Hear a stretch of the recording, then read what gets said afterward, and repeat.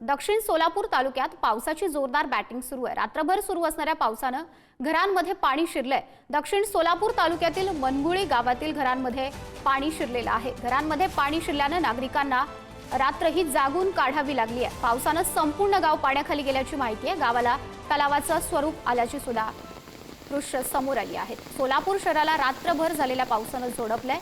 12 दिवसांपासून दडी मारलेल्या पावसानं सोलापुरात जोरदार हजेरी लावली आहे, ज्यामुळे रात्रभर झालेल्या पावसानं नागरिकांच्या घरात पाणी शिरलेलं आहे। दक्षिण सोलापुरातल्या मनगुळी या गावातली ही दृश्य आहेत। सोलापूर शहरामध्ये सुद्धा दमदार पाऊस झालेला आहे।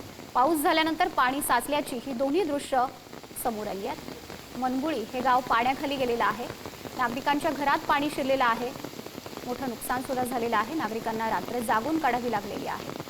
शहरामध्ये सुद्धा जोरदार पाऊस झालेला आहे। ही दोन्ही दृश्य पाहायला मिळतात। मनगुळी या गावामधील सुद्धा ही दृश्य आहे।